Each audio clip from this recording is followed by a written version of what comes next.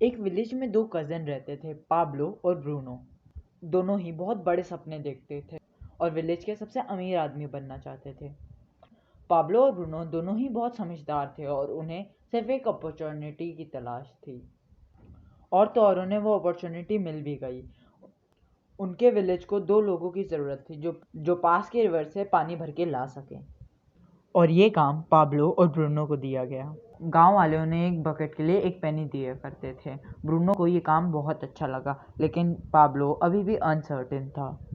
उन heavy buckets को उठाने की वजह से पाब्लो के हाथ बहुत ही दर्द करने लगे थे। पाब्लो बकेट उठाने के अलग अलग तरीके सोचने लग गया। उसने ब्रूनो से कहा, भाई मेरे पास एक आइडिया है। ये हर रोज़ बकेट उठाने से अच्छा है हम रिवर से अपने गांव तक एक पाइपलाइन सेट कर देते हैं, जिससे हमें सिर्फ एक बार ही मेहनत करनी पड़ेगी। लेकिन ब्रूनो को इस आइडिया पे कोई भी दिलचस्पी नहीं थी, क्योंकि उसे काम के इंस्टेंट पैसे जो मिलने लगे थे। इसीलिए उसने पाब्लो को इग्नोर किया और ज़्यादा पैसे कमाने के लिए वो ज़्यादा बकेट भरने लगा। लेकिन पाब्लो ने अपने प्लान पे धीमे धीमे वर्क करना स्टार्ट कर दिया। वो आधे दिन बकेट्स भरता और बाकी के टाइम पाइपलाइन बनाने पे काम करता। उसे पता था कि ये काम बहुत ही मुश्किल होगा और ऐसा करने से उसकी इनकम भी कुछ टाइम के लिए बहुत कम हो जाएगी। वो ये भी जानता था कि पाइपलाइन बनाने में कम से कम 1-2 साल लग सकते हैं, लेकिन उसे अपने आइडिया पे पूरा भरोसा था। इसीलिए उसने पाइपलाइन के लिए काम करना जारी रखा। कुछ महीने बाद ब्रूनो और गांव वालों ने उस पर हंसना शुरू कर दिया, क्योंकि 1-2 महीने में कुछ खास काम हुआ नहीं था। इसीलिए गांव वाले उसे पाब्लो द पाइपलाइन मैन कह के उसका मजाक उड़ाया करते थे। और उसी तरफ ब्रूनो की इनकम डबल हो चुकी थी। वो बड़ा घर ले चुका था। उसकी लाइफस्टाइल बिल्कुल बदल चुकी थी, जिसकी वजह से गांव वाले उसे मिस्टर ब्रूनो कह के बुलाते थे। ब्रूनो जब वीकेंड्स पे मज़े करता तो पाब्लो तब भी पाइपलाइन खोदने में शुरू हो जाता था। पाब्लो का काम बहुत ही मुश्किल था, इसीलिए वो अपने आप को थोड़ी थोड़ी देर बाद रिमाइंडर देने लगता कि शॉर्ट टर्म पेन से ही लॉन्ग टर्म गेन होगा। इसीलिए वो डे बाय डे पाइपलाइन बिछाने का काम करता रहा। कुछ महीनों बाद पाब्लो की आधी पाइपलाइन बन चुकी थी, जिसकी वजह से उसे बाल्टी भरने के लिए सिर्फ आधे रास्ते तक ही आना पड़ता था। इससे उसका काफ़ी टाइम बचने लगा और वो पाइपलाइन बनाने में ज़्यादा टाइम देने लगा। कुछ महीनों बाद ब्रूनो ने रियलाइज़ किया कि इतनी बकेट्स उठाने के बाद उसका शरीर बिल्कुल थक चुका था। अब वो पहले की तरह ज़्यादा काम नहीं कर सकता था, जिसकी वजह से वो बहुत परेशान रहने लगा और लोग उसे ब्रूनो द बकेट मैन कह के बुलाने लगे। और इसी तरह कुछ और महीने गुजर गए, लेकिन पाब्लो ने अपनी पाइपलाइन पे काम जारी रखा। और देखते ही देखते कुछ सालों में पाब्लो ने अपनी पाइपलाइन कंप्लीट कर दी। अब वो बकेट उठाने की जगह पाइपलाइन से अपने कस्टमर्स को 24/7 फ्रेश वाटर देता था, जिससे पाब्लो पहले से बहुत ज़्यादा कमाने लग गया था। अब सिचुएशन ऐसे होने लग गई कि अगर पाब्लो सो रहा हो, पार्टी कर रहा हो, ट्रैवलिंग कर रहा हो, तो भी वो कमा रहा था। दूसरी तरफ Bruno the bucket man unemployed हो गया था, क्योंकि अब उससे कोई सामान नहीं लेता था, क्योंकि गांव वालों को कभी भी और जितना चाहे उतना पानी पाब्लो की पाइपलाइन से मिल जाता था। अब ज़रा रुकिए और सोचिए कि आप एक बकेट कैरियर हैं या एक पाइपलाइन बिल्डर। क्या आपको ब्रूनो द बकेट मैन की तरह हर दिन काम पे जाना पड़ता है, या आप पाब्लो द पाइपलाइन मैन की तरह कुछ देर बहुत ज़्यादा काम करना चाहते हो और उसके बाद फाइनेंशियल फ्रीडम को एंजॉय करना चाहते हो, जिससे जब आप सो रहे हो तब भी आपको पैसा मिलता रहे। इस बकेट कैरिंग वर्ल्ड में हमें यही सिखाया जाता है कि अगर आपको ज़्यादा पैसे कमाने हैं तो आपको ज़्यादा मेहनत करनी पड़ेगी, ज़्यादा बकेट्स उठानी पड़ेंगी, अपने टाइम को ज़्यादा से ज़्यादा ट्रेड करना होगा, जो सच नहीं है। ऑथर कहते हैं कि अगर आपको रिच दिखना है तो जितनी भी आपकी इनकम है उन सबको खर्च कर दो और आप रिच इंसान दिखोगे। लेकिन अगर आप वेल्दी होकर फाइनेंशियल फ्रीडम की और अचीव करना चाहते हो तो अपने पैसों को सेव करना स्टार्ट कर दो, क्योंकि वेल्थ वो पैसा होता है जो कभी भी स्पेंड नहीं किया जाता। आप किसी भी इंसान को देख के ये नहीं बता सकते कि वो वेल्दी है या नहीं, क्योंकि वेल्थ हिडन होती है। हेल्थ और वेल्थ दुनिया की ऐसी दो चीज़ें हैं जिसमें आपकी दिलचस्पी हो या ना हो, वो आपकी लाइफ को बहुत ग्रेट इम्पैक्ट करती हैं। हेल्थ की बात करें तो आज मॉडर्न साइंस ने बहुत तरक्की की है। हमारे पास कई बीमारियों का इलाज है। साइंटिफिक स्टडी से पता चलने लग गया है कि हमारी बॉडी वर्क कैसे करती है, ह्यूमन बॉडी के लिए क्या सही है क्या गलत। हेल्थ प्रॉब्लम्स के लिए हमारे पास डॉक्टर्स हैं, लेकिन वेल्थ प्रॉब्लम को लेके हमें किसकी एडवाइस लेनी चाहिए ये हमें नहीं पता।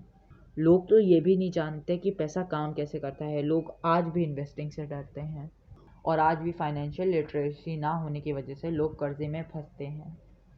आज के टाइम में नॉर्थ अमेरिकन्स इस पूरी दुनिया में सबसे ज़्यादा काम करते हैं, जी हाँ, जापानीज से भी ज़्यादा। लेकिन फिर भी उनका कंज्यूमर डेब्ट ऑल टाइम हाई है। वहाँ ज़्यादा पैसा कमाने के लिए लोग 2-2, 3-3 एक्स्ट्रा जॉब्स करते हैं। पर फिर भी क्यों? जब बकेट मैन बनना इतना ख़राब है तो फिर भी लोग ऐसी लाइफस्टाइल को प्रमोट क्यों करते हैं? इसका आंसर है हमारी सोसाइटी, टीचर्स और बाकी और लोग जो हमें से ब्रूनो द बकेट मैन बनना सिखाते हैं, एक सिक्योर जॉब कैसे लगानी है। लेकिन कोई भी आपको पाब्लो द पाइपलाइन मैन की तरह सोचना नहीं सिखाता। अब आप सोच रहे होगे जिनकी हाई पेइंग जॉब रहती है वो तो बाकियों से खुश रहते होंगे, लेकिन ऑथर बताते हैं कि ये सिक्योर और ड्रीम जॉब सिर्फ एक इल्यूजन है। आपकी इनकम चाहे जितनी भी ज़्यादा क्यों ना हो, लेकिन अगर आपका काम आपके टाइम से रिलेटेड है तो आप ऐसे ही फंसे रहोगे। डेरियल स्ट्रॉबेरी एक बहुत ही सक्सेसफुल बेसबॉल प्लेयर थे जो सिर्फ बेसबॉल खेल के हर हफ्ते $5 मिलियन तक कमा लेते थे, और ब्रांडील्स की इनकम को मिला के उन्होंने अपनी 48th बर्थडे से पहले $100 मिलियन की इनकम जनरेट कर ली थी। अब आप सोच रहे होंगे कि इतने पैसे मिलने के बाद उन्हें कभी भी कोई फाइनेंशियल प्रॉब्लम नहीं आई होगी, लेकिन ऐसा नहीं था। स्ट्रॉबेरी को बेसबॉल से सस्पेंड करने के बाद उनके पास और कुछ पैसे नहीं थे, और कुछ सालों बाद कि उनके पास अपने वाइफ और 3 बच्चों को सपोर्ट करने के लिए भी कोई सेविंग नहीं है। तो अब सवाल ये आता है कि उनके $100 मिलियन का हुआ क्या? उन्होंने वो खर्च कर दिए। महंगा घर, स्पोर्ट कार्स, लग्जरी और ड्रग्स और अल्कोहल से उनकी सारी इनकम उड़ गई। वहीं दूसरी तरफ एक छोटे से गांव में मार्गेट नाम की एक टीचर रहती थी जो 50 साल से सेम ही स्कूल में पढ़ा रही थी। उसकी इनकम भी बहुत ज़्यादा नहीं थी, वो सिर्फ कुछ $100 थी। लेकिन 100 साल के बाद जब उनकी डेथ हुई तो पता चला कि उनकी वेल्थ करीबन $2 मिलियन थी। अब आप सोच रहे होंगे कि ऐसा कैसे पॉसिबल है, इतनी लो सैलरी वाली औरत एक मिलियनेयर कैसे बन सकती है? आइडिया बहुत ही सिंपल है। मार्गरेट भले ही अपनी लो पेइंग जॉब में छोटी बकेट्स कैरी कर रही थी, मगर साथ ही वो अपनी इनकम का थोड़ा अमाउंट स्टॉक्स में इन्वेस्ट करती थी। अगर आपको इसके बारे में बिल्कुल नहीं नॉलेज है तो आप मेरी rich dad's cash flow quadrant वाली वीडियो देख सकते हैं, आपको आई बटन पे लिंक मिल जाएगा, जिससे उनकी एक लॉन्ग टर्म पाइपलाइन बिल्ड हो रही थी। वहीं पे स्ट्रॉबेरी ने इतनी बड़ी बड़ी बकेट्स कैरी करने के बाद भी अपना खुद की पाइपलाइन बनाने के बारे में नहीं सोचा। लोगों की लाइफस्टाइल, इनकम, हेल्थ और एजुकेशन पे रिसर्च करने के बाद साइकोलॉजिस्ट को पता चला कि सबसे ज़्यादा खुश वो लोग थे जो अपनी इनकम को कंट्रोल कर रहे थे। कहते हैं मनी डजंट बाय हैप्पीनेस, जो सच भी है कि आपकी खुशी पैसों पे डिपेंड नहीं करती, लेकिन उससे जो टाइम का फ्रीडम मिलता है उस पर डिपेंड करती है। 1440 से पहले जितनी भी बुक्स लिखी जाती थी उन्हें हाथ से लिखा जाता था। 1 घंटे के रिजल्ट के लिए इंसानों को पूरा 1 घंटा काम करना पड़ता था और एक बुक को पब्लिश करने में सालों लग जाते थे। लेकिन फिर गॉटेनबर्ग ने दुनिया का सबसे पहला प्रिंटिंग प्रेस बनाया और 100 घंटे का काम मशीन के लेवरेज से सिर्फ 1 घंटे में पूरा हो जाता था। इसी तरीके से कंपनी के सीईओज एम्प्लॉयज़ को हायर करके उनके टाइम का लेवरेज लेते हैं। मान लीजिए कि आपको एक रेस्टोरेंट ओपन करना है, तो आप एक डिश वॉशर और एक शेफ का काम अकेले नहीं कर सकते। आप एक टाइम पे एक ही काम कर सकते हो, लेकिन जब आप एम्प्लॉयज़ को हायर करते हो तो आप उनके टाइम का लेवरेज लेते हो, जिससे एक ही टाइम पे आपके कई सारे काम हो रहे होते हैं। और आज हमारे पास लेवरेजिंग का सबसे बेस्ट टूल है इंटरनेट। आज के टाइम पे पाइपलाइन बिल्ड करने के लिए आपको तालाब से पानी लाने की ज़रूरत नहीं है। आप जब चाहें घर बैठे बैठे इंटरनेट की मदद से अपनी पाइपलाइन बिल्ड कर सकते हैं।